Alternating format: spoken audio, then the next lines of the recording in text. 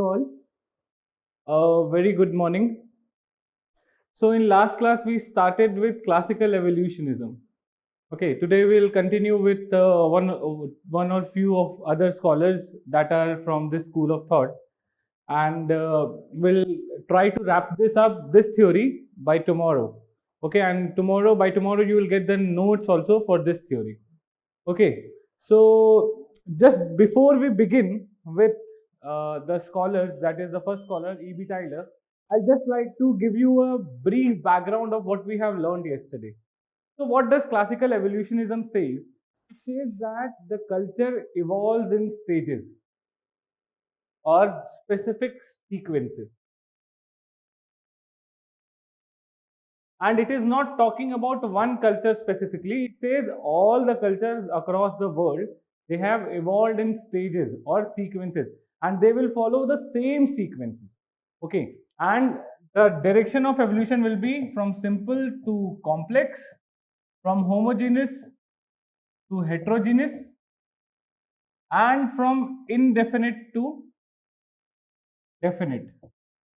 Okay, and they then say that there will be unilinear pattern or unilinear sequence of evolution. Unilinear pattern. Every culture will follow this same path of development, and that is the stages are savagery to barbarism to civilization. Savagery to barbarism to civilization.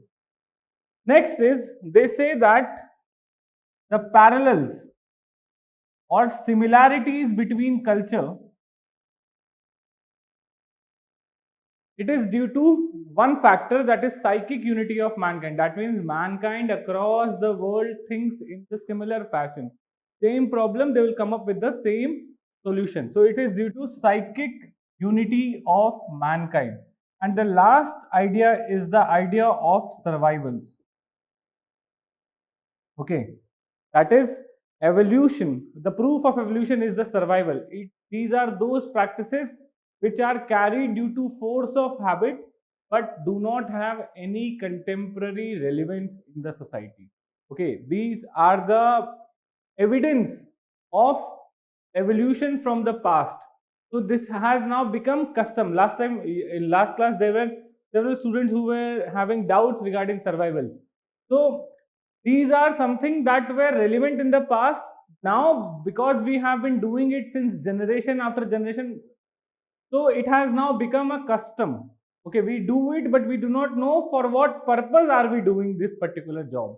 But just doing it just for the sake of habit only.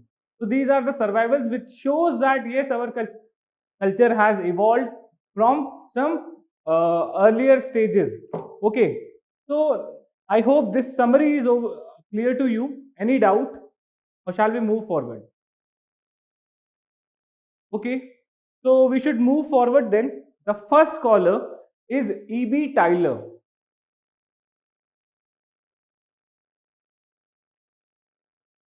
That is Edward Brunett Tyler.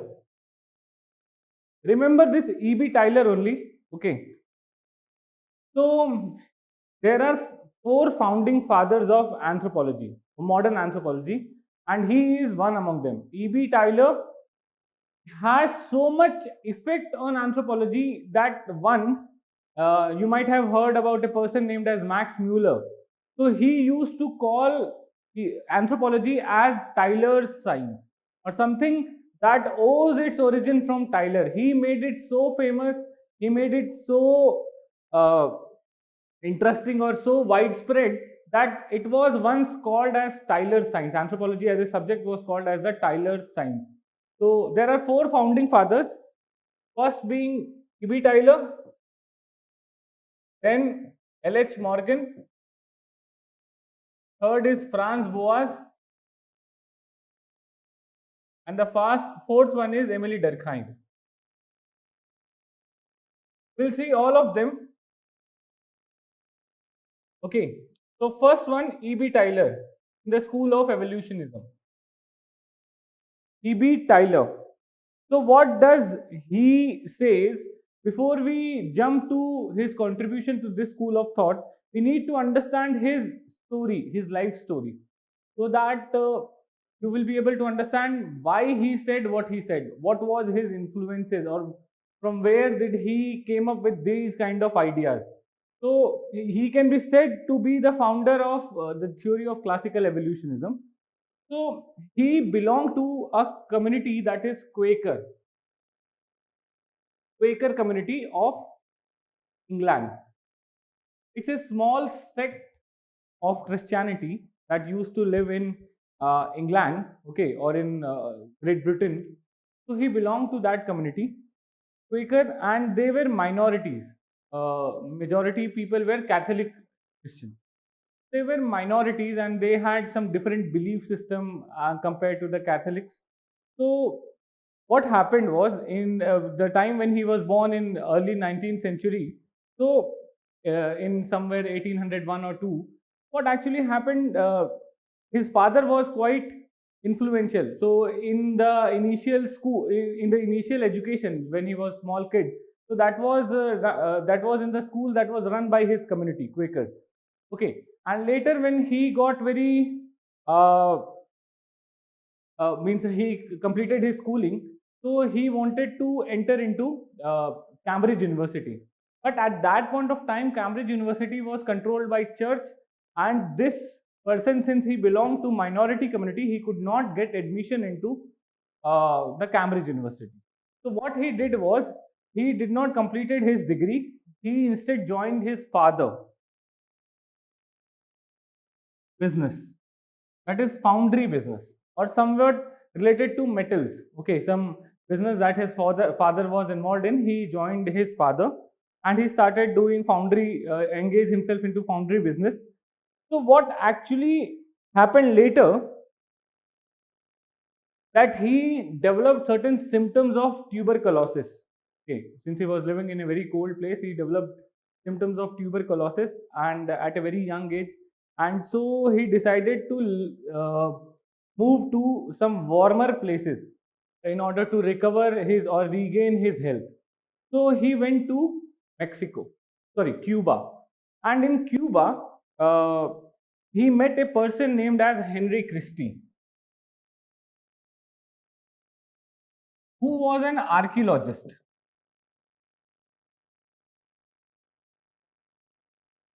So यहाँ पे they become friends in Cuba. Okay, with Henry Christie, they befriended each other, and then with Henry Christie, he decided that he will go to Mexico for his archaeological excavation. Henry Christie, I told you, was an archaeologist. So he learned about his project, and he said that, okay, I'll come and assist you in Mexico also. So along with Henry Christie, Tyler, they went to Mexico. And in Mexico, what they started to do was, they basically started exploring, or they basically started uh, seeing the Mexican forest land, or forest people, or countryside. Okay, and there in Mexico, Tyler wrote his first book, that is known as Anahuac. Okay, and in this book, basically, he talks about, in the initial text, he talks about the culture of tribes of Mexico. Specifically, he also mentions about the archaeological discoveries that he has done along with Henry Christie, especially in the tribal regions. So he talks about pots herds, or various artifacts, or various things that he discovered after excavation from the ground. Okay, see, this story, why I'm telling you, will not, this story will not be asked in the exam, but you should understand this story, that how his life experiences shaped up his perception about the culture, and from where he developed his theory actually. So यहाँ पे he studied the potsherds, the artifacts which he mentions in this book, Anahuac. And when he was moving in Mexico, he also found that there were a lot of protests that were going on. by the tribes against the government policy. So he, in 60% of the book, is not about the excavation or anything else or the culture, but he mentions about the political system, protest that is done by the tribal people there in Mexico. So after that, after his trip was over in Mexico, what he did was, in 1865, he got very much interested into studying other cultures, okay, in uh, other societies. तो अब वो कहाँ से study करे? He cannot go to other places also, no. At that point of time, airplane or something, the means of transport was not that easily available, and to travel from one place to another, it used to take a lot of time. So he basically uh, started looking into other sources of information. So what kind of information that he used?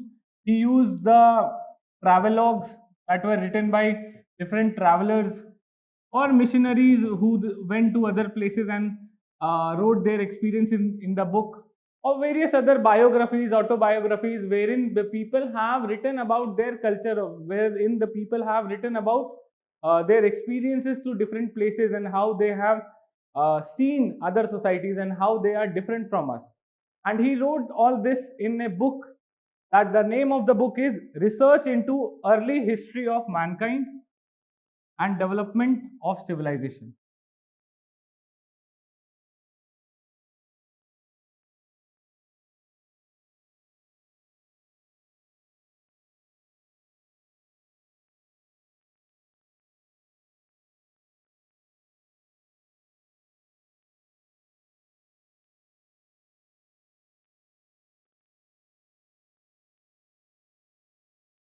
Okay, so this is the book in which he compiled all the information of other societies. Okay, and after doing this, when he compiled the information, what he observed was that there was a lot of similarities between cultures across the world. There is a lot of similarities between cultures across the world. That means a culture of a person living in South America, somewhere in South America, in some country in South America, is somewhat similar to the culture of person living in, maybe in some forest of India, or maybe in some forest of China. Okay, so he got more curious ki how come this similarity is there. So he says there can be two ways, or in specific three ways, ki at that point of time in 1865, thinking about similarity, how is it possible? So he says that there can be two major ways. First one, that is independent invention.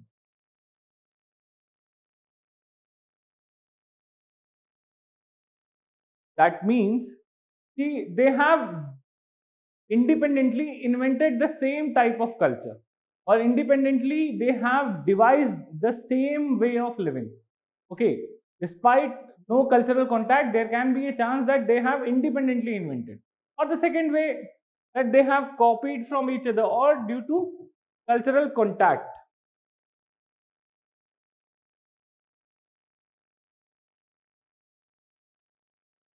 Either of way is possible. That means they have interacted with each other, they have copied from each other. Cultural contact is there, and that's why they are similar.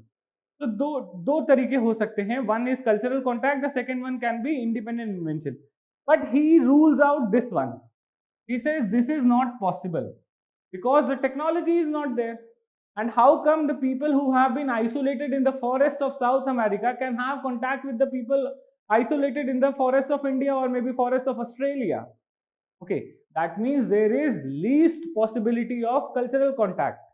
Okay, they are completely isolated from each other. They even do not know that there exists a place on this earth beyond their forest. Their knowledge is completely limited to that area only in which they live. They do not have any imagination also beyond the area in which they are inhabiting. So he says that culture contact is not possible, and similarity due to culture contact is not possible. So then he says the similarity can be due to independent invention. That means they have independently invented the same thing. Okay. Now, if you can see, if independent invention, he is zeroed on independent invention, then he should give some reason for it. So what reason can be for the independent invention? Remember, I have already told you, he devised a concept that is called as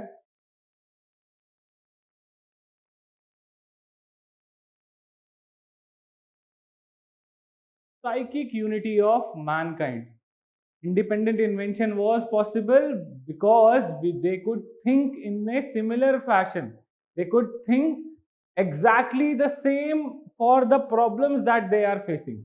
Okay, for the same problem, they will come up with the same solution, and that is why there was independent invention, and each and every culture will follow the same stages independently. That is savagery, barbarism to civilization. Every culture will have to follow this path. Every culture will have to follow this path no matter what happens. Every culture will go through all the three stages, that is savagery, barbarism to civilization. Okay, so this is the basic idea. Now he wrote his the most what you can say magnum opus or something, the grand book or a text that becomes some kind of a bible of anthropology, that is Primitive Culture.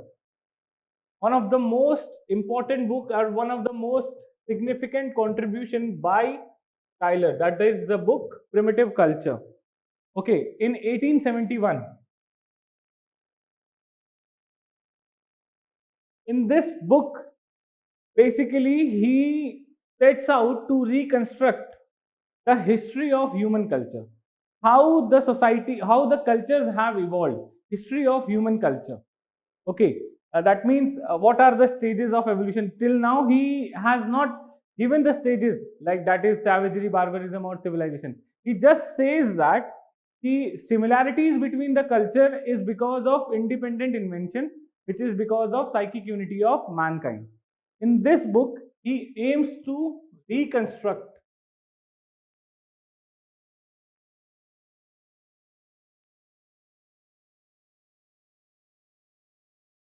the history of culture.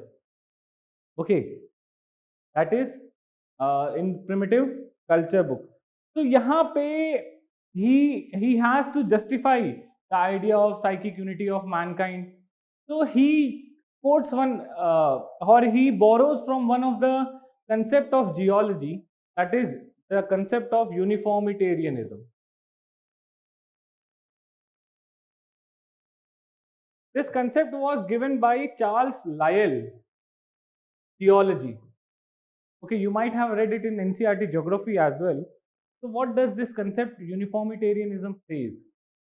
Uniformitarianism says that the processes or the geological processes that are happening in the present have also acted in the past and are the reasons for formation of earth. Okay, sorry, formation of the physical features of earth. That means the geological processes like sedimentation, erosion, folding, faulting are exactly happening right now also, and were happening millions of years back as well, and they are the reason for shaping up the earth. Because at that point of time when this Charles Lyell gave this theory of uniformitarianism, at that point of time the Christianity or the church used to control the education sector. So the church says that earth is a creation of God. Okay, and but later on several geographical scholars, they discovered that there are processes like tension, folding, faulting, erosions, which is shaping up or which is changing the shape of physical features of the earth. The mountains are getting larger due to more folding. New fold mountains are becoming increasing in height, or there is earthquake due to faulting. Okay, so in the same way, he gave this idea that this folding faulting is something not new which has happened right now. In fact, it has been happening since the day earth was born, earth was created. From that day onwards, these processes are happening: folding, faulting, erosions, and all the geological processes. And these are the reasons for formation of physical features of earth. And uh, you have to understand that he just used this idea of uniformitarianism, saying that the earth has been formed gradually by the geological forces and not created by the god. In the same way, he used this idea of uniformitarianism in culture. Okay, saying that like earth processes, he says human mental processes are also identical, that and these human mental processes has been happening since the day human being was born, and these human mental processes have created the human culture. Okay, and these human culture has been created along the same trajectories across all the societies. So he says human mental processes are similar across the society. People think, and these human mental processes are reasons for the creation of culture. Till now, have you understood? Please write it in the chat box. Ask anything.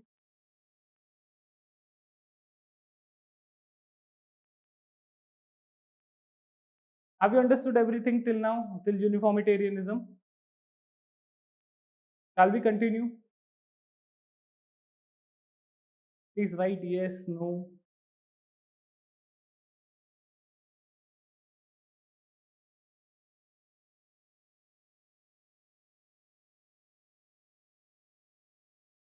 Uniformitarianism. Okay. See, the time when Charles Lyell gave this theory, it was believed that Earth was created all of a sudden like this. God created. God was like thinking about Earth, and He created the Earth as it is existing today. Okay. When in the Bible it was written that Earth is the God's creation, but in uniformitarianism, Lyell says that no, there are several geological processes which has acted since millions of years. Okay, and they are responsible for creation of earth. It's not something that was created all of a sudden by a magic wand by the god. Okay, and these processes are also acting right now and will shape the future of the earth as well, like folding and faulting and all that stuff. Okay, this is the idea of uniformitarianism, and the same idea was borrowed by Tyler in understanding the stages of culture. So, like geological forces shaping up the earth surface, okay, creating mountains or faults or something like that. The same way, human mental processes. The day human has been born, there are certain mental processes which are acting similarly in all the human beings. Okay, and they are responsible for creation of culture. Okay, and that is why there will be similarities across culture, or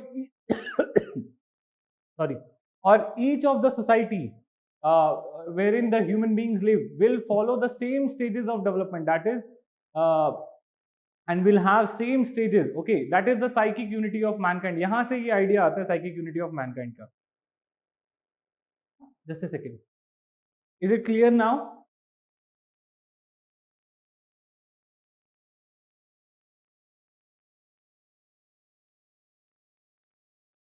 Okay. Okay, then we should move forward.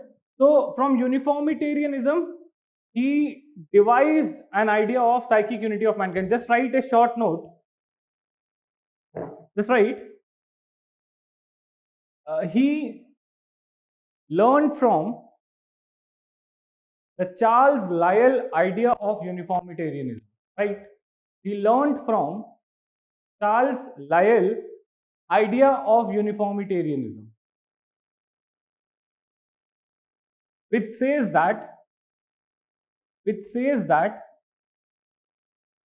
geological processes it says that geological processes observable today says that geological processes observable today were the same geological processes observable today were the same processes that shaped the earth in the past, were the same processes that shaped the earth the past.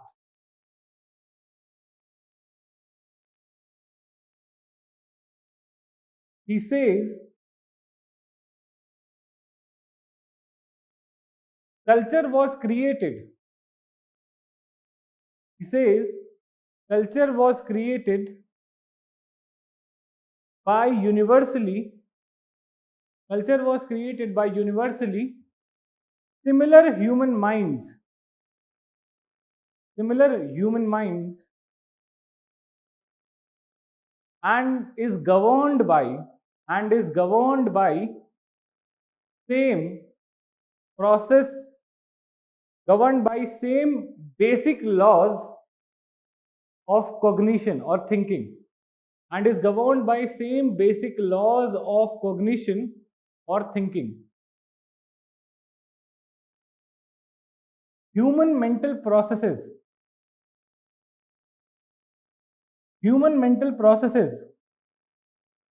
are universal. Human mental processes are universal. Human societies have developed culture along same trajectories. Human societies have developed culture along same trajectories characterized by progress.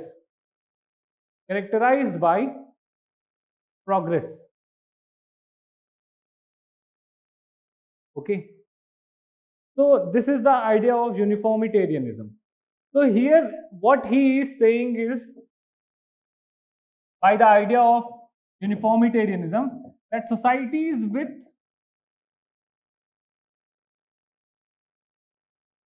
same culture, if we are finding similarities across societies with the same culture, it is because of independent invention. It is not that they have copied from each other, but rather they have invented independently. They have thought similarly. And why they have thought similarly?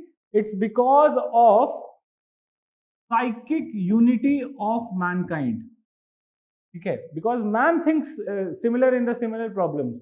Okay, he will come up with the same solution. Psychic unity of mankind. And then he also says that since he has collected data about a lot of societies or a lot of cultures, so what he says that the differences between culture is because of different cultures being on different stages of evolution. So basically he says that when he collected, suppose, data of 10 societies, okay, and out of these 3 societies have very similar culture, and say, so he will place them on the same stage of evolution, and he will compare rest of the societies and he will place them on some rank of evolution, maybe like they are at this place savagery, or they are at the stage of barbarism, or at the stage of civilization. So the societies with the same culture will be at the same stage of evolution. Is it clear to you? Okay, is it clear?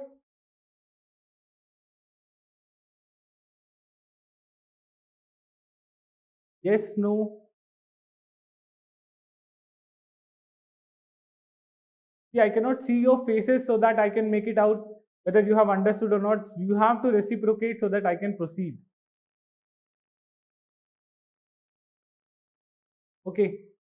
So here he says that the societies with the same culture are at the same stage of evolution. That means what he has actually done is he has collected the data of a lot of societies and culture, and he has placed them on a rank, okay, or on a particular list, that this is at the stage of savagery, this is at the stage of barbarism, this is at the stage of civilization. It's the ranking has been done now.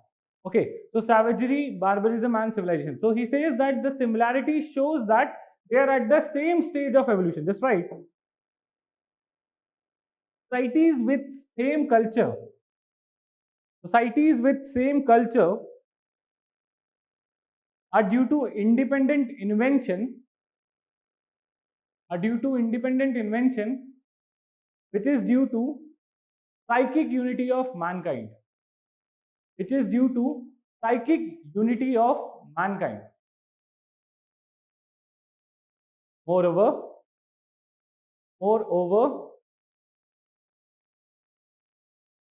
it shows that They are at the same stage in development of culture. They are at same stage in development of culture. Okay. तो यहाँ से थोड़ी problem आना शुरू हो जाएगी कि from here there will be some problem. See I will be using somewhat of Hindi, okay, because that makes me express more properly or more with emotions. But there are certain students who might not be comfortable with Hindi. If at any point of time you don't understand any phrase, I'll make sure whatever I say in Hindi, I'll speak in English as well. But if at any point of time you do not understand any phrase that is in Hindi, just let me know. I'll just explain it again. Okay.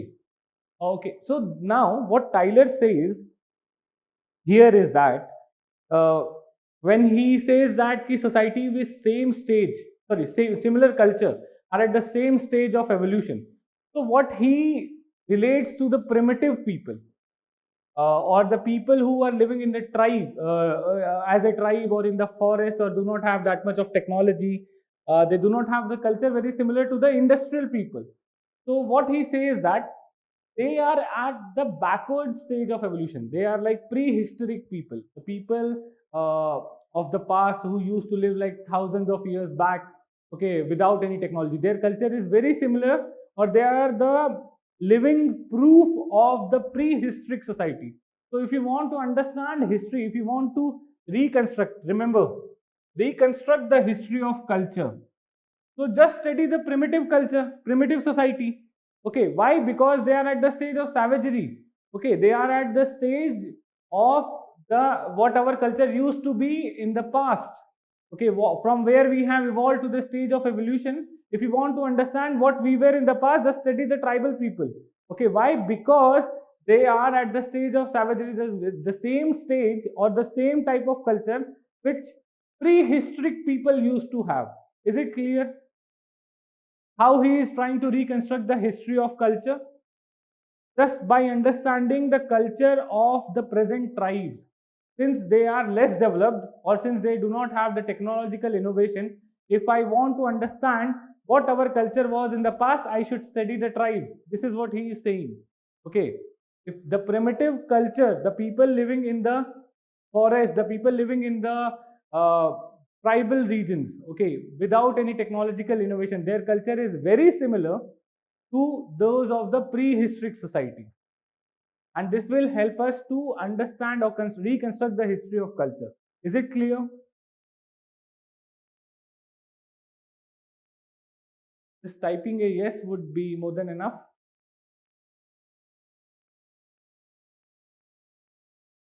Okay, thank you. Yes.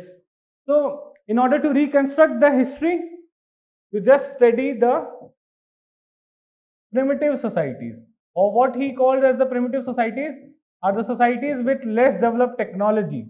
And if you understand or if you observe those societies, you will be able to understand the prehistory culture, or the culture that our forefathers used to have, say, 1,000 million of years back.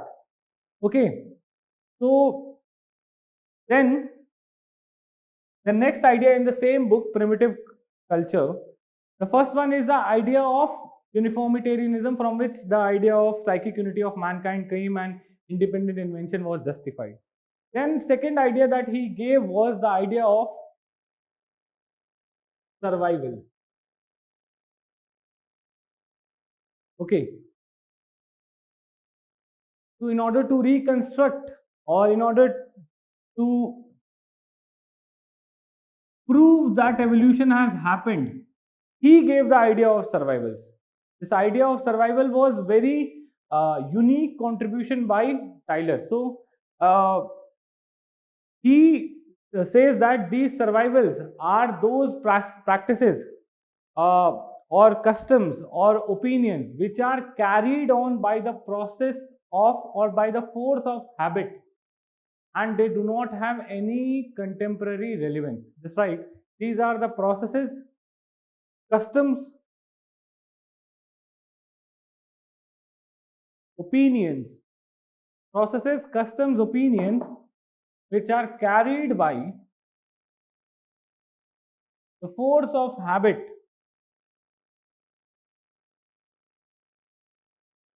and have no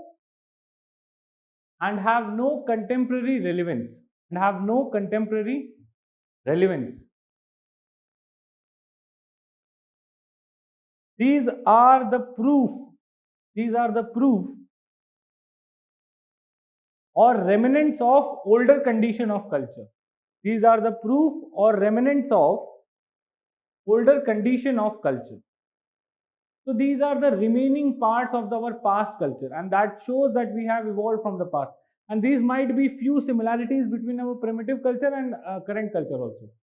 Okay, so ये बता रहा है कि that yes, we have evolved from the primitive culture, or somewhere back down the line we were very much similar to the primitive societies as well. Why? Because there are certain practices that primitive people also are doing and we are also doing, but they know they have some relevance, but right now we do not have any relevance. It's just because of the force of habit. Earlier we used to do it because of some use, but later on it became our habit, and then we are doing it without any use also. It has become a part of our life. We do not know why we are doing it, but we are doing it. And he gives very good examples of it. So for example, he quotes example of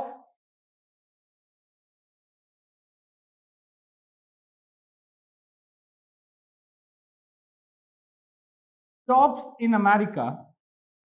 That is Ye Olde coffee shop, Ye Olde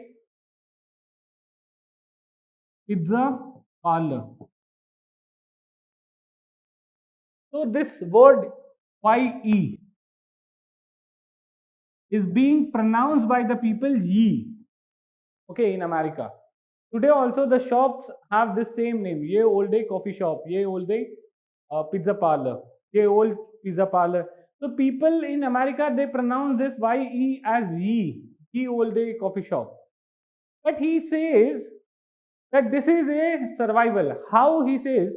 He quotes the archaic English example. He says that this is archaic English. Archaic means old English. And in old English,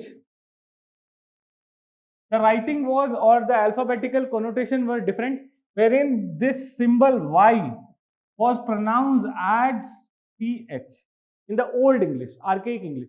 And that's why when this spelling was written, it used to pronounce that the old coffee shop, the old pizza parlor.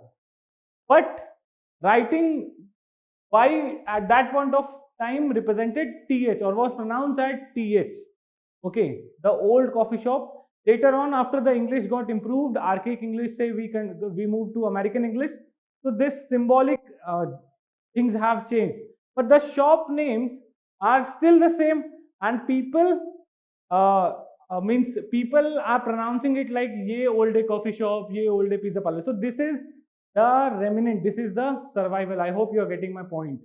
Okay, so this is something, the survival of archaic English. Is it clear to you? The idea of survival, that means it is a idea that yes, we used to speak some archaic English, we have moved from new archaic English to new English, but yet this is the survival. This YE is the survival, which shows that at some point of time we were speaking archaic English as well. Is it clear? Regarding the survival, Joy?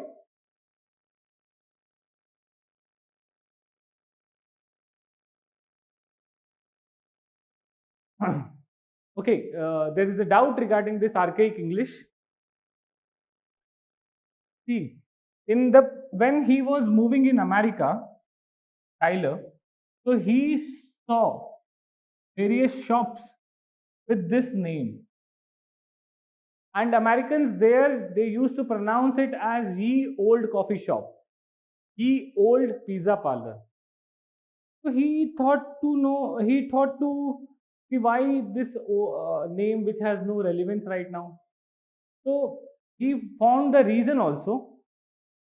So he says that in archaic English, the English which was spoken in the past by the people, this symbol Y was pronounced as PH, and that's why this spelling, okay, that's why the old coffee shop was written like this.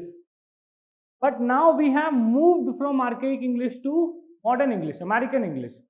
But this symbolic representation of the soap has remained, which shows that at some point of time people were speaking archaic English as well.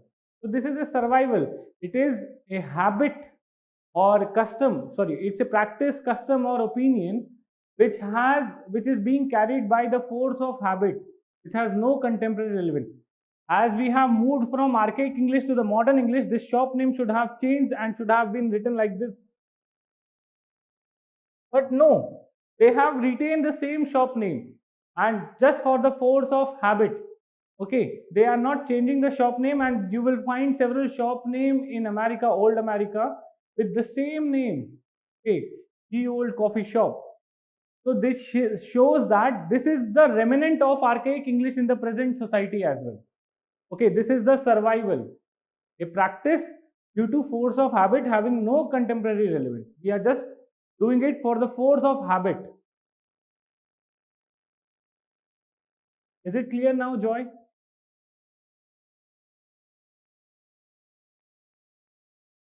Okay. So this is the idea of survival. Okay, and I also give you one more example, which he quotes in his book, The Idea of Halloween.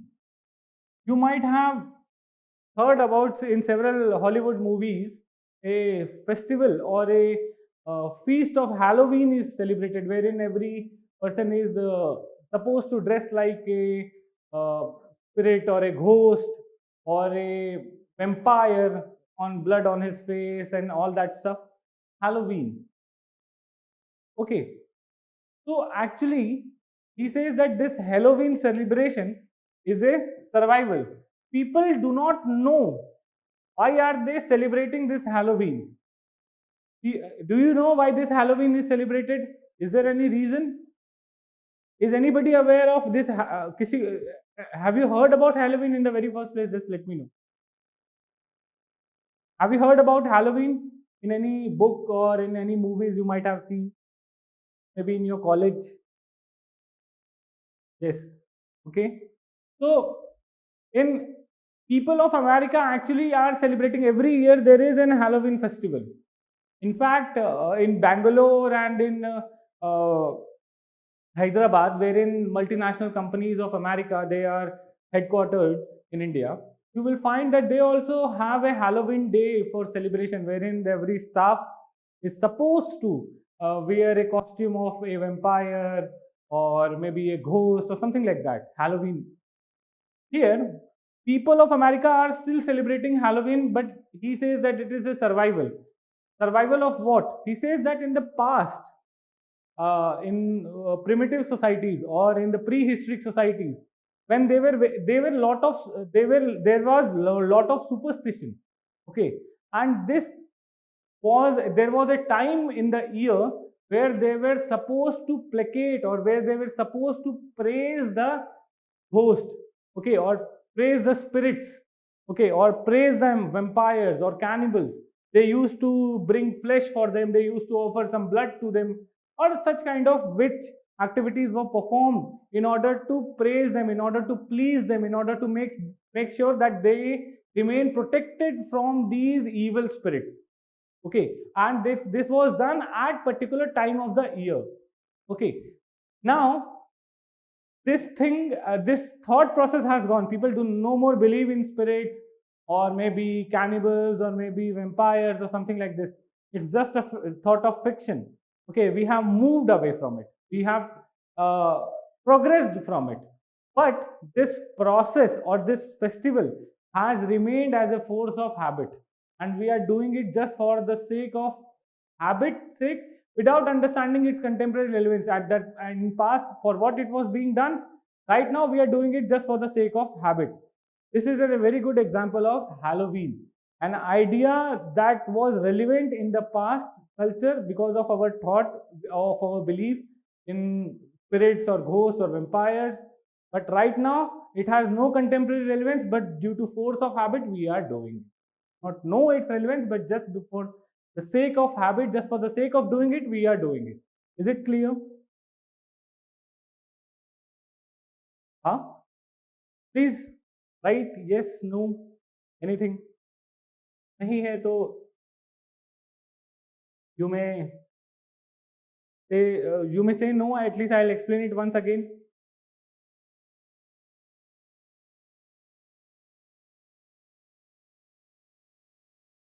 Is it clear, please? Shall I move ahead?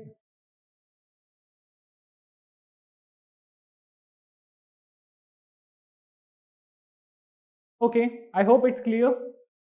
So these are the two major ideas that was given by Tyler in his book Primitive Culture. The one is the idea of psychic unity of mankind, which was derived from uh, uniformitarianism, and the other idea is that of survival, which is the proof of evolution, wherein he gives certain examples that this is why the particular practices are being done just for the sake of habit.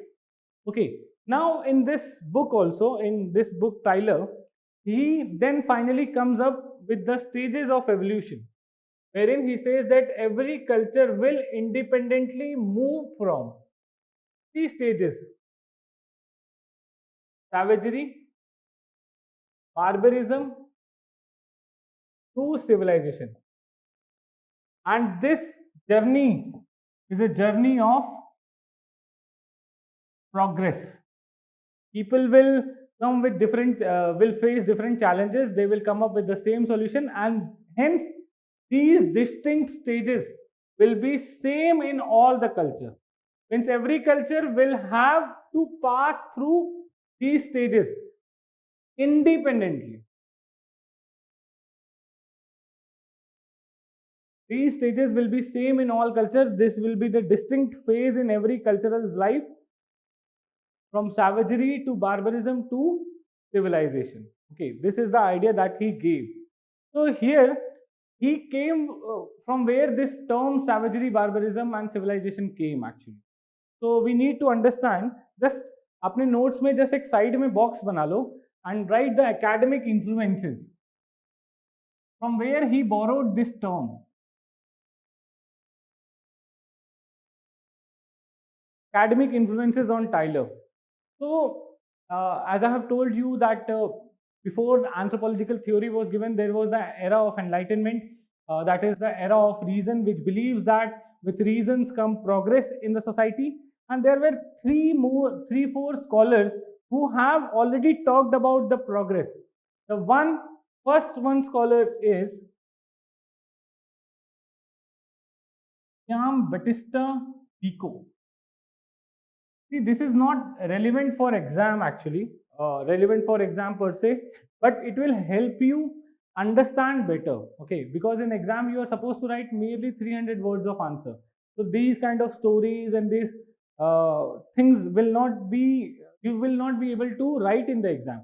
But if I tell you only the concept that was given by Tyler without mentioning the stories, without giving you the examples, you will never be able to understand it. You will always be in a condition to remember it or mug up without understanding the concepts. And suppose if the question comes somewhat out of the box, you will not be able to use this idea out of this theory only. Okay, you will not be able to apply this idea. So you have to understand it, remember the stories, so that it's easy for you to connect the dots. Okay, so first scholar was Giambattista Vico. He was a rationalist, or what we can say that he says that uh, the man's history has been divided into three eras. Okay, the era of man's history. First era is age of God, and every society will have this three eras: age of God. Second is the age of heroes, and the third is the age of man. Age of God, age of heroes, and age of man. Age of God means wherein we believe in spirit, ghost, supernatural powers, and we believe that everything is being controlled by them only. Age of God. And second is the age of heroes, wherein we believe that there are certain specific leaders who are extraordinary, who can save us, who are the saviors, Masiha. Okay, that is the age of heroes. And the last, as we develop reason, okay, the last will be the age of man. So this was the first thing that influenced Tyler. Okay, first writing, that is the writing of Vico. And then you might have heard a scholar name in polity, that is Montesquieu, a French scholar who has given a unmatchable contribution to political system. Okay, Montesquieu. So Montesquieu, he says that the human societies have evolved from three stages, and he is the one who coined, who first gave the name to these stages. That is savagery, which he relates to the people who are engaged in hunting. Then to barbarism, which he relates to the people who are herders, engaged in herding. And the last is civilization, the people who are engaged in agriculture. Okay, savagery, barbarism, civilization. He is the one who coined this term, savagery to barbarism to civilization, or who used this term actually for relating to various stages of human evolution or human cultural evolution or society's evolution. And the third major scholar who basically influenced Tyler was Auguste Comte. Auguste Comte is called to be the father of sociology. So Auguste Comte, he says that human thought process has evolved in three stages. The first one is theological stage. Okay, wherein he believes that everything is done by God. God is responsible for every act that is being done on earth. My fate is being controlled by God. That is the theological stage. Okay. Second stage is metaphysical stage. See, what happens when I say that God is responsible for everything that is happening on earth, I believe in the goodness of God. But what happens that somebody is raped, somebody is basically being killed, my crops are being destroyed. Then I feel that if God is so good, at that point of time, why is he destroying our crops? God is so good, at that if God is so powerful, why he is getting my daughter or my sister or my brother or my son killed? Okay, why am I diseased? Okay, so that means there is some power, but not necessarily God. So that is metaphysical stage. In most of us, when we are asked about like, do you believe in God? So just to sound somewhat modern, what we say? Oh, I don't believe in God, but I believe that there is some supernatural power. Okay, which controls our destiny. I don't know whether it is God or something else, but yes, there is some supernatural power which is controlling our destiny. Actually, that is the metaphysical stage. Okay, wherein we believe that yes, there is some supernatural power, not necessarily God. So it's a philosophical stage. Then the third one is, he says, is the positive or scientific stage. That means we start discovering the causes of all the phenomena that is surrounding us. Why rain is happening, why flood is happening, or why the crops are being destroyed, everything like that. Okay, the moment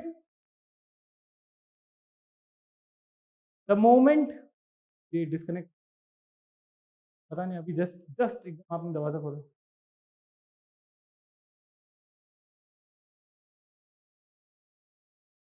sorry it got disconnected just disconnect हो गया था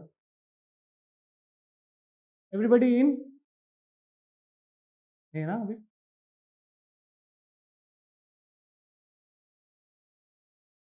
yes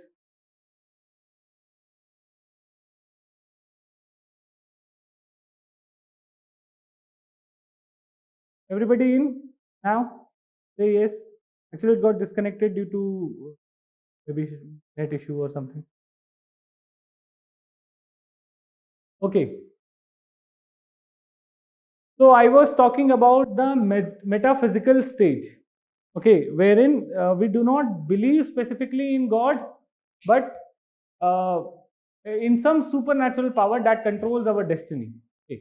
And later, when we enter into scientific stage, we start discovering the causes of all the phenomena that is happening, and then we start completely rejecting the authority of God or any supernatural power. So these are the three stages that Auguste Comte cited. So that is theological, metaphysical, and the stage positivist stage, okay, or the scientific stage. So this and the last idea from where he got influence was Charles Darwin's idea of evolution.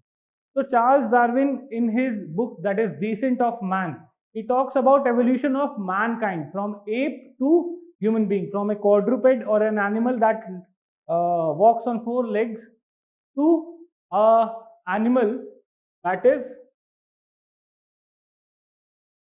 walking on 2 legs. Okay, descent of man. So he used this idea, or he borrowed this idea from evolution of biological evolution of man to evolution of culture.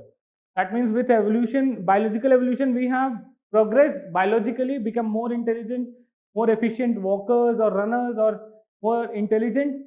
In the same way, the culture will also evolve in such a manner that it will progress, okay, and it will become more better in satisfying the needs of the human beings, or in providing luxury to the human beings. So in this influences were on the Tyler, and he just combined the idea of Comte and one more, that is Montesquieu, and gave his theory that yes, culture evolves in the 3 stages, that is savagery, barbarism to civilization. I hope it's clear to you till here. Is it clear?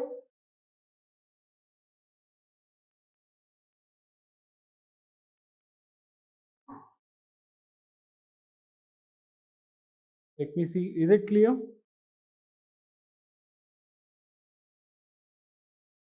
Screen is not visible. Is it visible to you, Ratan, now?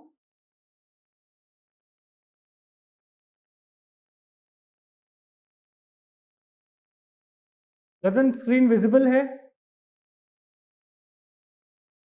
No, I think बाकी लोगों को visible है. तो I think आपने video mute कर दिया होगा. Please video को ऑन करिए.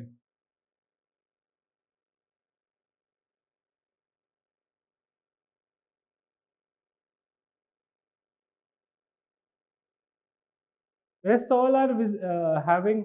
आप दोबारा कनेक्ट करो रतन.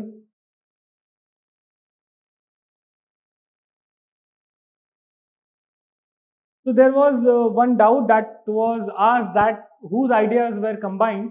So the idea of Auguste Comte and Montesquieu. He used the idea or terms that were given by Montesquieu along with the stages that were given by Auguste Comte. Very similar stages in savagery, barbarism, and civilization he gave. Okay. So he used the term that was given by Montesquieu and idea of Auguste Comte. So basically, you can say that something what he told was not uniquely his idea. In fact, he borrowed a lot of ideas and combined karke, by combination permutation, he just said that, okay, this is my idea, my new thought of evolution, wherein the society or the culture has evolved from savagery to barbarism to civilization. So basically, he just combined the 2 ideas. Okay, like what we have done throughout our graduation or throughout our education. So थोड़ा यहाँ से copy कर लेते हैं, थोड़ा वहाँ से copy कर लेते हैं प्रोजेक्ट्स वगैरह में, and then we ultimately show it that this is our idea. Okay, so this is the thing that was, this was the process that was done by E.B. Tyler. Okay, so E.B. Tyler in his book Primitive Culture, he says that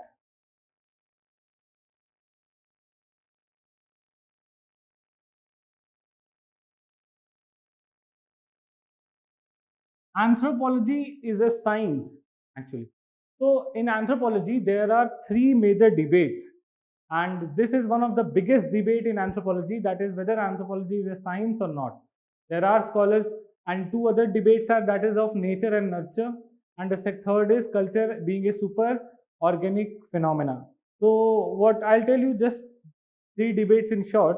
Anthropology is a science. That means whether anthropology is like a science, like physics, chemistry, or something, these laws are universally applicable or true all the times, or whether it is just humanities. There will people have come up and said man ki baat, which are not valid, which is something these people have felt, and this is something which is not valid across uh, the globe or across the societies.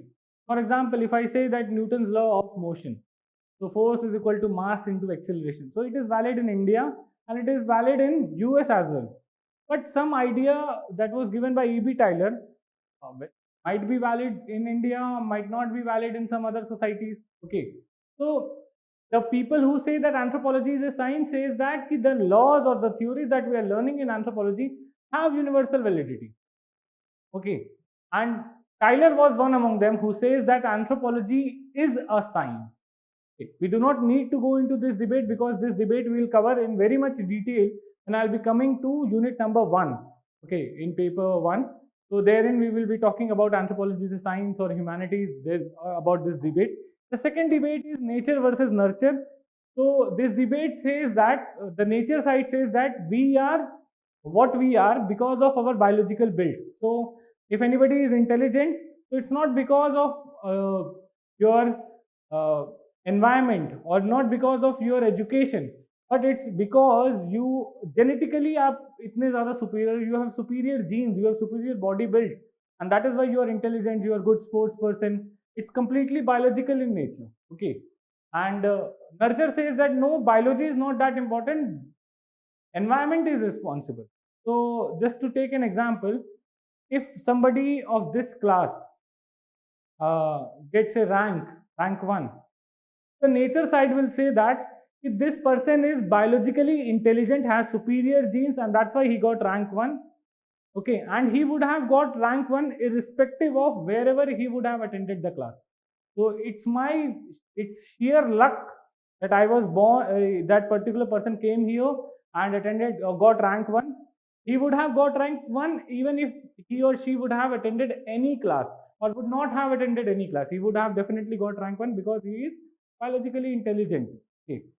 The nurture side would say that, okay, that since you have attended my class, that's why you are getting rank 1. If you would have got some other, if you have attended any other class, then the rank 1 would have not been possible.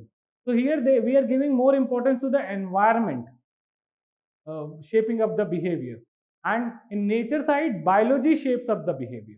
So this is a very big debate. We'll see this in more detail when we'll be talking about physical anthropology. And the third one is culture is super organic. So culture being super organic says that we do not have any free will. So whatever behavior what we are doing is because our culture asks us to do. So we cannot think independently. Whatever we are thinking, whatever we are doing, it's because of our culture forcing us to do this. Okay, but there are some other scholars who say that no, culture is not super organic. People have their free will as well. Okay, I can act independently. Okay, but people are saying that whatever you are thinking, whatever you are behaving, it is being shaped up by the culture.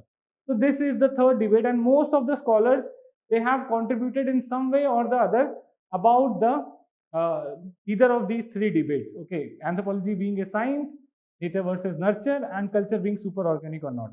So when Tyler says that anthropology is a science of culture, as it is a system, just right, as it is a system for analyzing the existing elements of human civilization.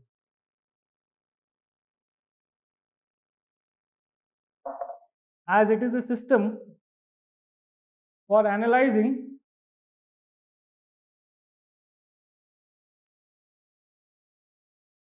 this, analyzing the existing elements of human civilization. Existing elements of human civilization. Right, another line. His science of culture had three premises. His science of culture had three premises. Premises like this.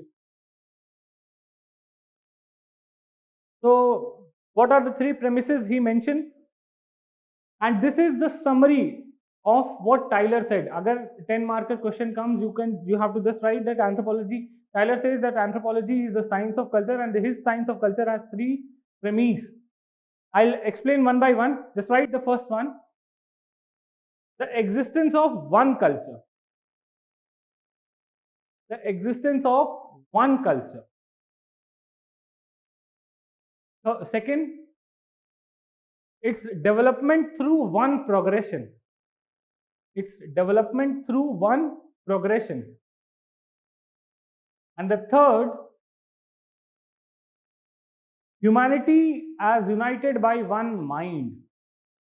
Humanity as united by one mind. Existence of one culture, okay, and development through one progression, and third, humanity as united by one mind. So what he is saying that all across the globe, no matter whatever you see, whatever type of culture you see, it is a part of this unilinear pattern only. So it will be either in this line at savage stage, whether it will be at the barbaric stage or at the age of civilization only. The existence of one culture, okay. The stages might be different, okay, but it is a part of this unilinear stage, unilinear cycle only, not cycle, unilinear progression only. So it might be at this stage, or this stage. But there is one culture, and every culture has to pass through these stages of evolution. So the culture is similar across the world, and its progression through one line, okay, or one progression is there. Development through one progression, that the culture will have to move from savage to barbaric to civilization stage. No matter whatever culture you will see that the line of progression has been like this only, savage to barbaric to civilization, okay. And the differences is because they are at different stages of development. So my culture is different from some other people living in some forest of say Karnataka or Andhra Pradesh. It's because they are at different stage of development, different stage of cultural development, and due to which they might be at the stage of savage and we are at the stage of civilization. Right, the case. This is how Tyler explains. So ultimately, every culture will reach the civilizational stage, which he says is the culture that is being followed by the European powers. Okay, that means he has put his own culture, the culture of his own society, at the top. So this is the idea: savagery, barbarism to civilization, existence of one culture and development through one progression. And why is these two are happening? That is one culture and one progression. That is due to one human mind, or humanity is united by one mind, or psychic unity of mankind. You can write there in bracket, humanity is united by one mind, which is referring to psychic unity of mankind. That is, man thinks similarly in the same condition. So same problem, they will come up with the same solution, and that's why similar stages of cultural development will be seen across the globe. So the culture evolves from savage to barbaric to civilization.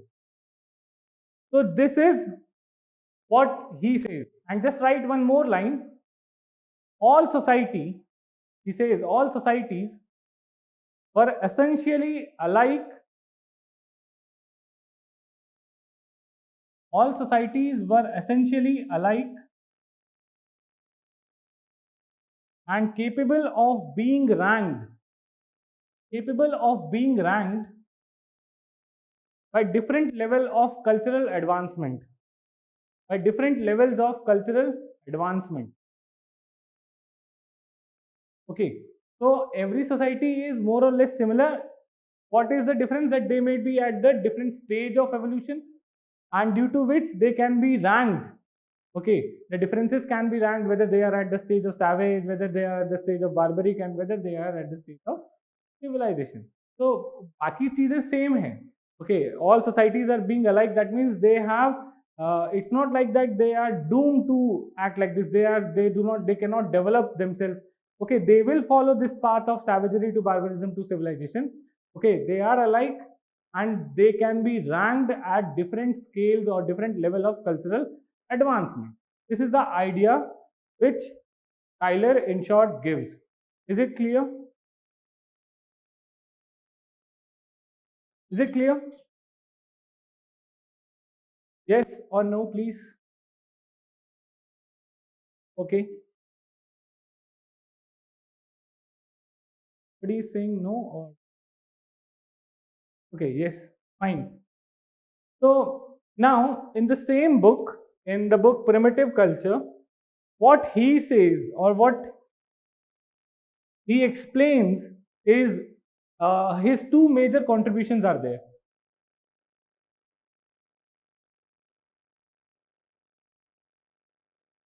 First major contribution is the definition of culture. In his book Primitive Culture, the first major contribution is the definition of culture, which is a very exhaustive. In fact, one of the definition which is very easy to remember, and one definition which actually is being quoted by one and all because it's very easy to remember, very exhaustive in nature, and very complete in nature. So, what he explains as culture, just listen. Culture is a complex whole. Culture is a complex whole which include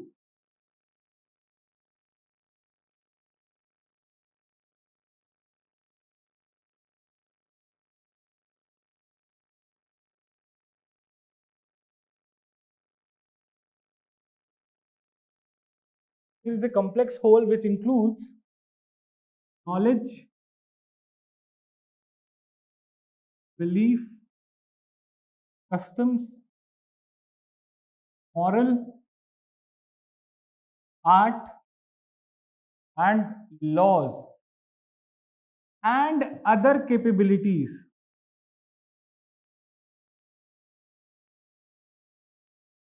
which man acquires being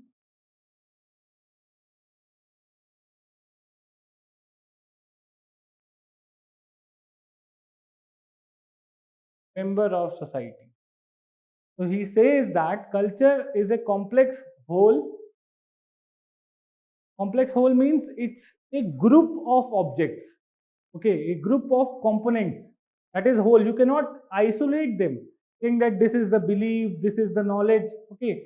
These are very much complicatedly related to each other, complex whole, okay, which includes the components are knowledge, belief, customs, moral, art, and laws, and all other capabilities which a man acquires being a member of the society. That means my culture is because I belong to a particular society. It's not something inherent, it's not something genetic in nature, it is not something biological in nature. I am learning this culture. Why? Because I am a member of the society. So, culture is something that I learn as a member of society. And what am I learning from the society is the knowledge, belief, custom, moral, art, laws, and any other capabilities that I have is something that I have learned from the society. So this is a culture. So if you want to remember this knowledge, you can remember it by this acronym KBC MAL. So KBC is a very famous game show. Okay, you know that Kaun Banega Crorepati, and what we if we go and participate in that game show, what do we earn? It's the money or mal in Hindi. Okay, so just remember it like this: KBC mal, complex whole which includes knowledge, belief, custom, KBC, moral, art, laws, and other capabilities which a man acquires being a member of society. So this is the definition of culture he gives. Okay. Here in this definition of culture, he says that yes, the culture progresses in three stages, that is from savagery to barbarism to civilization, in which he also highlights that with this, what happens, this knowledge, belief, custom, moral, art, and laws, he says that history of mankind is marked with progress. So throughout the history, man has progressed, and so has the culture.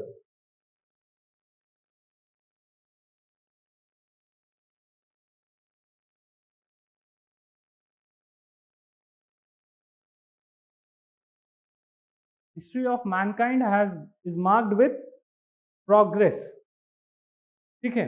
So these stages of evolution actually are the stages of progress of the culture. As we increase our knowledge of technology or the laws of nature, we basically become more progressive, or the culture evolves, the culture advances. Okay, so this is what he says, that history of mankind is marked upon progress.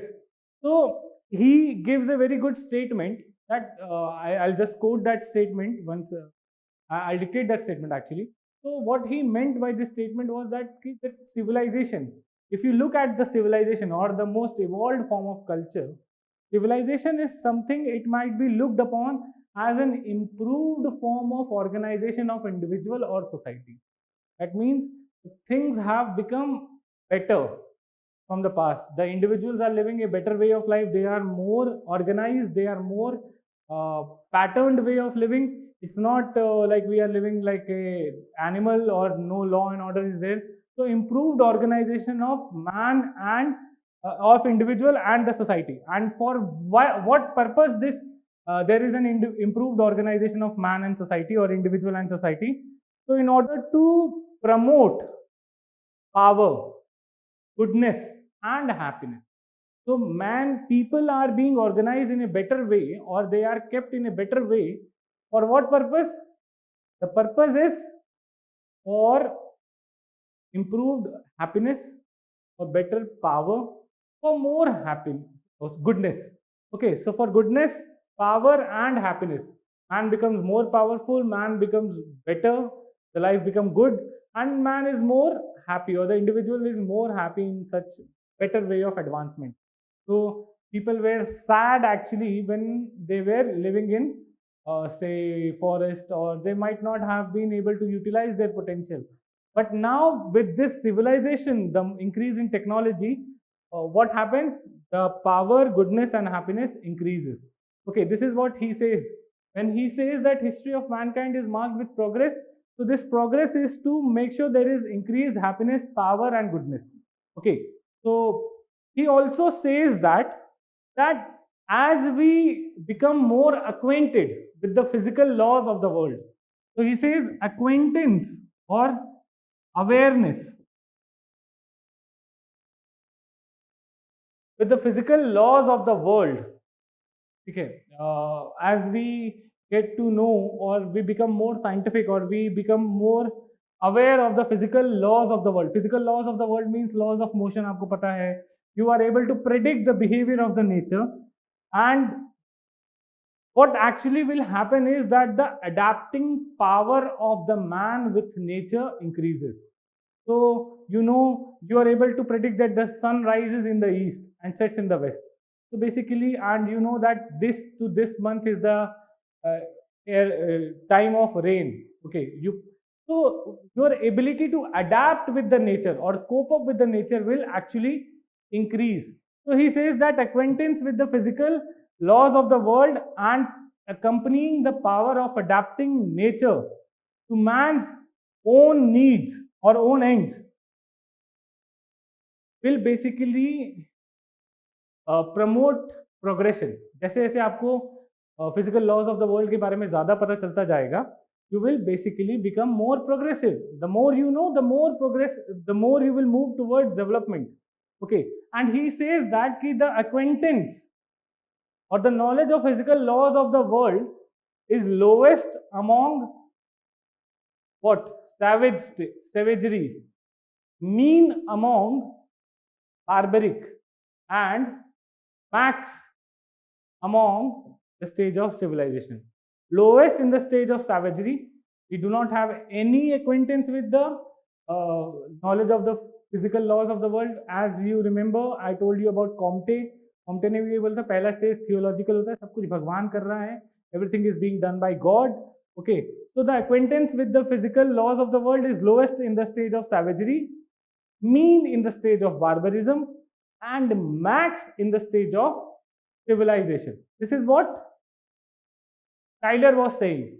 Okay, and as this knowledge increases, the progress will happen and the culture will develop. Savagery to barbarism to civilization. This is what he says that. So now you must be thinking, When Tyler used to live in the 19th century, when in 1871 or 1865 he published the book, that was the stage of civilization. तो उसके बाद भी तो progress हुई होगी. There must have been progress after that, then also. So is there some new stage that will be coming after civilization, or that is the end of evolution? He also mentions that also. That once we reach the stage of civilization, then what actually we are doing is we are in a stage of conscious development or something. He says that before this, the development was accidental. We discover some laws of motion, we discover some laws of nature, we become acquainted with it. But right now, we are doing conscious development. We are directing the path of our development or path of our evolution, path of our future. So initially, most of the discoveries and inventions in the stage of barbarism or civilization that were happening accidentally. Okay, we were not Newton was actually not the one who basically discovered the laws of motion. Okay, he was not the one who went and sit inside the tree, beside a tree, and in order to discover gravity. It was just an accidental discovery. So in the same way, he says that, but in the stage of civilization, what will actually happen is that there will be conscious progress towards development, conscious tendency towards development. And most of the researches that we are doing, we basically have a goal in our mind that we want to achieve this. Till the stage of civilization, everything was accidental discoveries. So this is what he says, that yes, development will happen, but we will decide the path of the development. Okay, so yes, evolution will happen, but yes, till civilization, the stages will be followed, like savagery to barbarism to civilization. Okay, so this is the idea, the first major contribution that was given by Tyler in his book Primitive Culture. That is the definition of culture and how culture will progress as the knowledge of physical world or laws of the world will increase. Acquaintance with the physical laws of the world will increase. The progress will happen, and basically he says that the knowledge is least in the case of savagery, mean in the case of barbarism, and max in the case of civilization. Okay, the next major contribution in this book. So before we move to the next contribution, any doubt?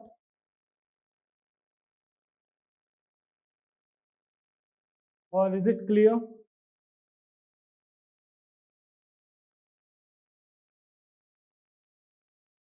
Okay. See, one more thing I want to tell you. If you have any kind of doubt, don't ever think twice before asking it. Why? Because in the initial phase, if you become hesitant thinking that what others are going to think and all that stuff, this will always remain as a pain in your heart, or it will always remain a very much phobia topic for all of you throughout your anthropology preparation. Till the time you will have to read anthropology, you will always have to get fearful of these theories. Okay. Whatever small, trivial, or silly doubts you have, feel free to ask.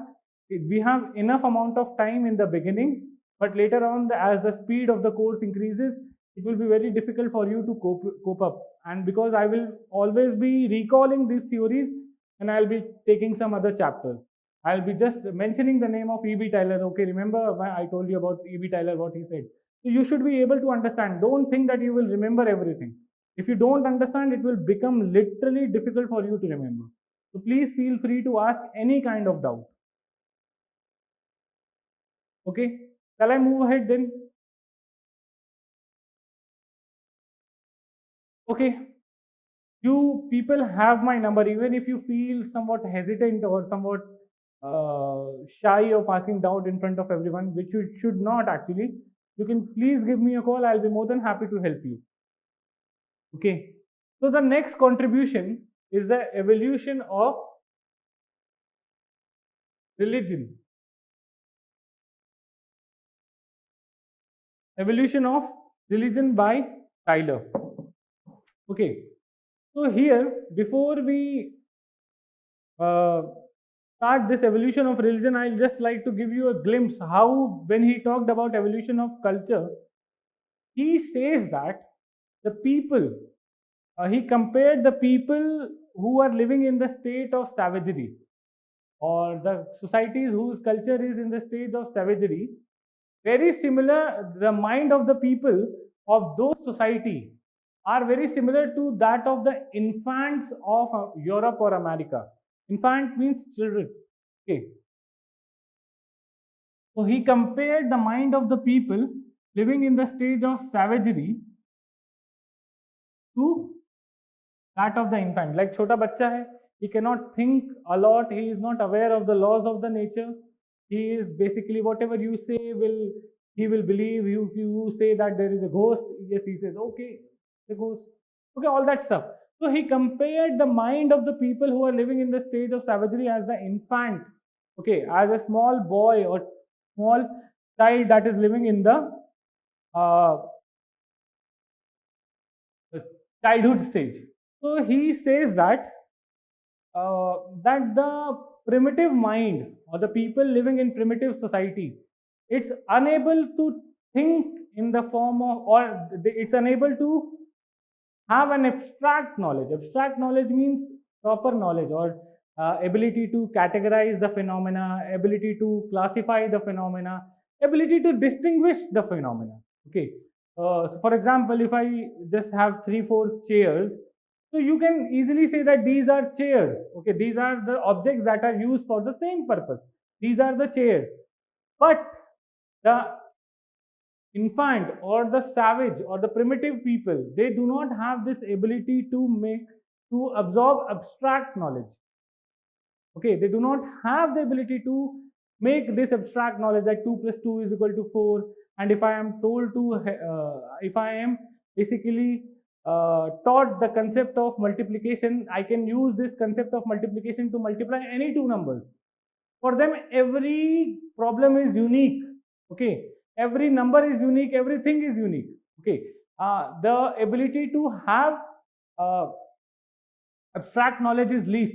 Just right. Just right.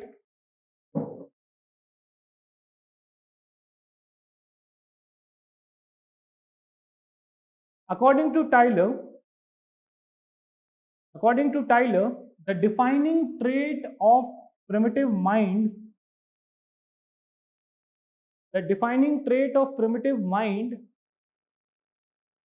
was its inability to think abstractly.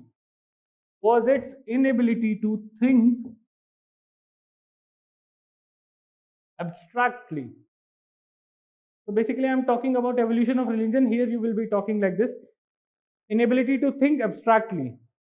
For them, numbers are abstractions. That means they are not aware of numbers. They can count only objects on the number of fingers that they have. Like 10 fingers are there, so they can count. Beyond this, they do not know any number exists. Okay, the number system is not developed. So for them, numbers are something abstract that is beyond their knowledge, beyond their perception. Something beyond 10 cannot be counted for them. Okay, so numbers are abstractions. The countings are limited on, counting was limited to number of fingers. The counting was limited to number of fingers. And language was non-existent.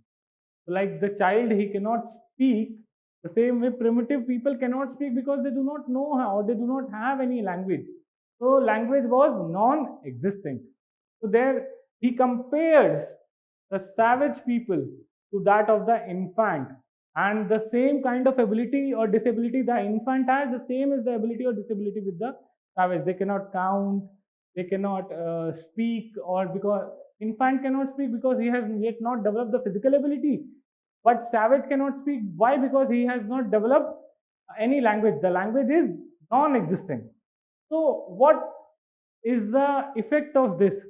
So for them, that's right, primitives were unable to group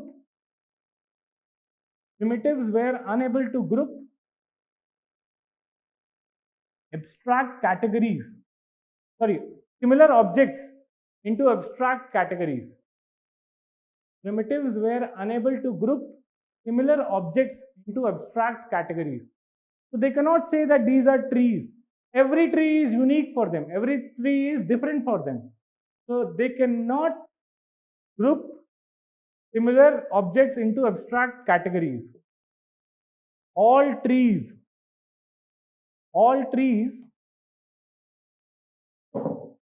rocks,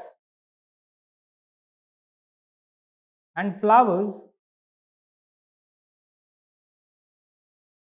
had a unique identity.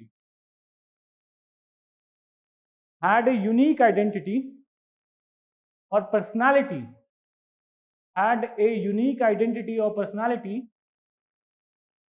that cannot be replaced by other. Every flower, so suppose there are two flowers on a rose plant, both the flowers are unique. They cannot say that these two are flowers. There was no common now. You say rose one or some special name for this flower, the special name for that flower also. They did not have the ability to categorize them or to club them, just like the children. Okay, so abstract knowledge is zero. Okay, so every object was unique and one cannot be replaced by the other. This is the idea that you have to understand before how they explain the evolution of religion. So every object was unique. This is the crux of it for them. Is it understood why every object for them was unique? Will savages be at theological stage in accordance with unilinear progress? Very similar to it. Yes, definitely yes.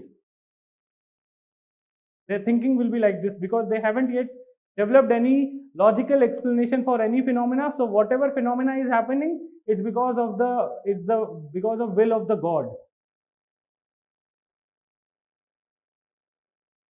Any other doubt?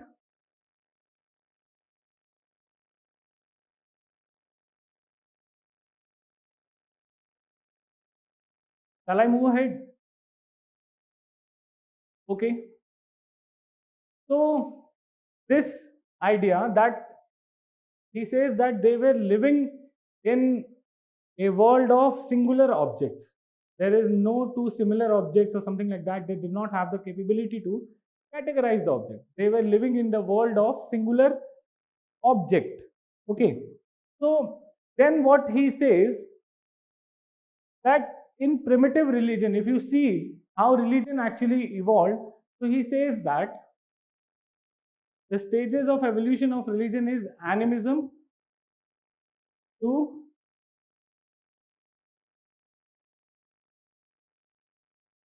polytheism to monotheism. This is the stage of evolution of religion. Animism, polytheism to monotheism. Okay. Animism, polytheism, monotheism. These are the stages of evolution of religion. So first you need to understand what is animism.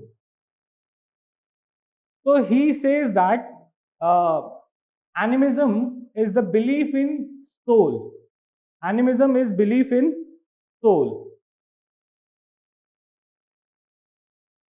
And not just belief in soul, it is also called as panpsychism. Panpsychism, that means every object has its own soul. So be it this podium, be it this pen, be it this shirt, be it the mic, be it my clothes, or anything has a soul of its own. That is what is called as animism. Belief in soul, that every object has a soul of its own. That is panpsychism. Every object has a soul. And he says that the most primitive form of religion was animism, or the belief in soul. And every object has a soul. And then it evolved to polytheism, and then it evolved to monotheism as we progressed. Okay, so how in the very first place he says that the belief in animism comes place. So I'll dictate this, just listen to me how he comes up with this idea of animism being the most primitive form of religion. He says that animism, this thought, evolved due to speculation of dreams, trances and death. That people had dreams, लोगों को सपने आते थे, And in the dreams, what they used to see was that the people who have died or who are not living nearby to them, they are coming into their dreams. People, okay, so for example, my grandfather would have died or my grandmother would have died, and I'm sleeping and she is coming into my dream. Okay, I'm having a flashback of her. Okay. And not just the people, the environment. Maybe I may have went to certain place, say out of Delhi, maybe in Switzerland or maybe America, and that Niagara Falls or maybe some hills of Switzerland or hotels of Switzerland is coming into my dream. Okay, objects are also coming into the dreams. So, in order to understand that why these dreams are happening and why the people who are dead or not around us are coming into our mind, so they try to understand that. They try to uh, get an intellectual meaning of dreams. So, what he says actually, that when I try to understand the dreams, when the primitive people actually try to understand, make sense of the dreams, what they believed was, or what they concluded was, there was a dual existence of every object. Every object has dual existence. First is the physical visible body, that is this physical visible body. This is the first form of existence, and the second is the psychic invisible soul. So my body has a soul also, and this is invisible, and this physical visible body cannot enter into my dream, but this psychic invisible soul enters into the dream, or it is mobile, and this is the psychic soul or invisible soul that is entering into our dream, and that is making us, or that is creating an impression of these people in my dream. So the dreams are due to the souls traveling, okay, or the soul. Suppose if I'm imagining this podium, so it's because of the podium soul has traveled into my dream. Okay, so every object has two form of existence. One is the physical visible body, and second is the psychic invisible soul. And this psychic invisible soul is the one that travels or that creates impression in our dreams. And that is why they started believing in the existence of soul, or every object having souls. So first thing is, every object is unique, that I told you how. Okay, every object is unique, irreplaceable, and not just unique, every object has its soul also, and this soul can leave the body of this object and can travel into our dreams. Okay, this soul has the ability to or the soul is mobile in nature. Okay, so this basically led to the most primitive form of religion, that is animism. According to Tyler, the most primitive form of religion was animism, that is the belief in soul. Is it okay? Did you understood कि animism कहाँ से आया? How animism came up? Yes.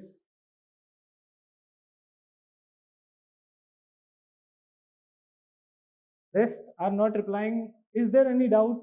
I have no problem in explaining it again.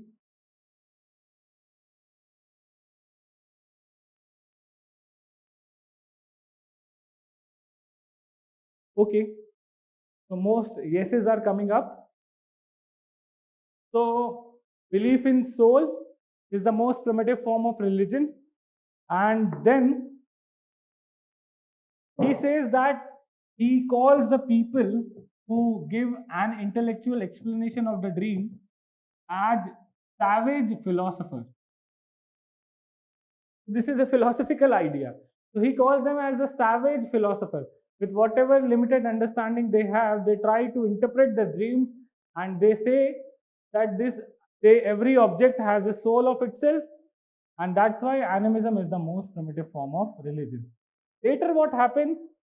That every object has unique soul, and we started worshipping these souls, believing that these souls have power, supernatural power. So first we believed that there was a soul in every object which can leave the body. Second, we started believing in the supernatural power of these soul, and we started worshipping these soul. Multiple objects ko worship karne lag gaye, and then when we started worshipping multiple gods, this led to the second form of religion or evolution as polytheism.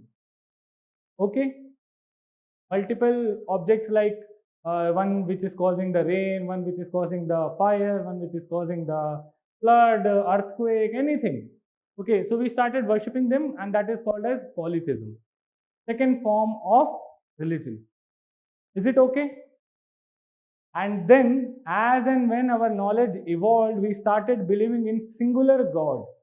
Okay, with more reason, more rationality, we started believing in single God, and that is the idea of monotheism. Okay, so animism, polytheism to monotheism. Okay, now his idea of religion as something, an intellectual interpretation, is somewhat inspired by, first, he himself being a member of Quaker community. So Quaker, let me tell you, they are very much agnostic about religion. Agnostic means they believe that they do not believe in they believe that God do exist but cannot be proven. So he agnostic means he believes that religion is such a complicated thing that it wouldn't have been created naturally. There is nothing truth in religion. Actually, it is just an interpretation of human mind. So it's an intellectual creation of human mind. And this is the Quakers' thought only. And this Quakers, that agnosticism that he learned from the community that he belonged to, he applied here, wherein he says that the religion evolved from animism to polytheism to monotheism. And animism came because first he told about like society, they believe in singular objects, every object is unique, and then in order to interpret the dream, they say that there is a dual existence of every individual. One is the physical visible body, and second is the psychic invisible soul. And this psychic invisible soul travels in the dream, and that's why we see the dreams, or that's why these objects which are not nearby us or who are dead, they come into our dreams. Okay, they can enter into our dreams. So this belief in soul is the most primitive form of religion, that is animism. Then we started worshipping these souls. So there are multiple souls, and that's why polytheism. And then with reason came monotheism. Okay, just right.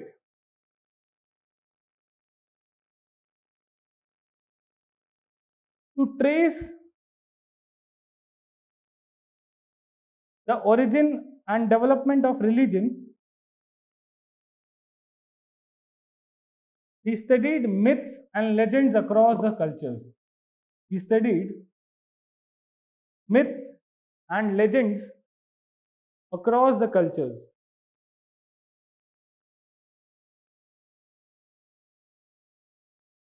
He proposed that culture originated due to belief in soul. Culture originated due to belief in soul. And hence, animism, religion originated due to belief in soul, not culture. I'm really sorry. Religion originated due to belief in soul, and animism is the most primitive form of religion. Animism being the most primitive form of religion, which evolved to polytheism, which in turn evolved to monotheism.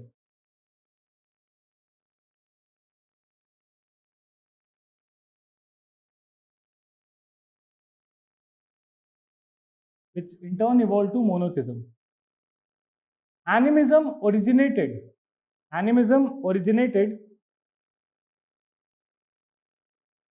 due to speculation of man. Animism originated due to speculation of man about dreams. Speculation of man about dreams, trances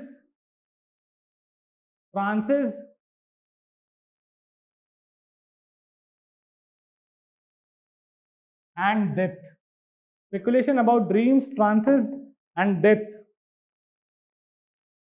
Lifelike appearances. Lifelike appearances of imagined persons. Lifelike appearances of imagined persons, animals, plants, and other objects, lifelike appearances of imagined persons, animals, plants, and other objects suggested dual existence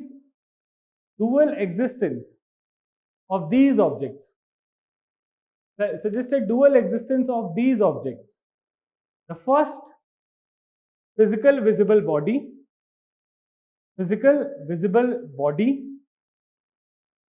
and the second is psychic invisible soul. Psychic invisible soul.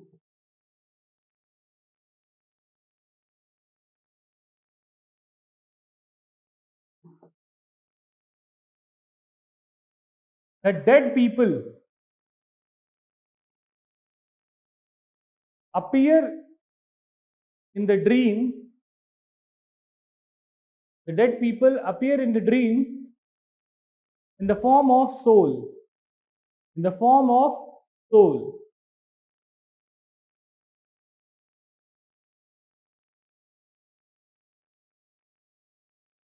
Okay. Write the next line. The belief extended to include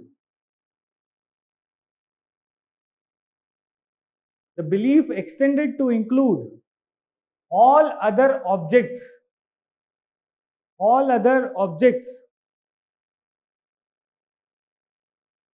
as they also used to appear in the dreams.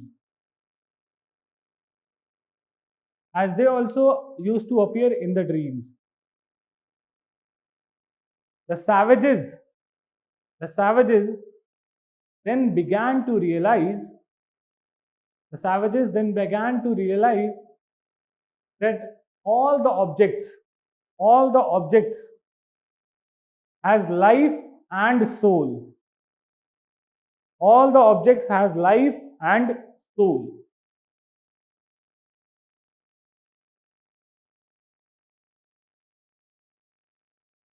Which basically led to first belief, that is animism. All object has life and soul. Every object has soul. This is the first or most primitive form of religion, that is animism. Okay. Second point you can write. Later, they started to believe in supernatural power of the soul or spirits. They started to believe in the supernatural power of the soul or spirit. Means they started to have a belief that these spirits can possess your body, then overpower your body. And they started to develop practices like exorcism, okay, jhaad phook karna, okay, to remove the soul and spirit from your body. They can possess your body, आपको अपने वश में कर सकती हैं spirits. So this was the next step. When they started to believe in soul, they started having the practices wherein they believe that the spirits can overpower your body. So the next step was they started believing in the supernatural power of these souls and started to worship them. Which led to the birth of polytheism. Or belief in many gods. Okay. And the last, with reason and rationality in the society,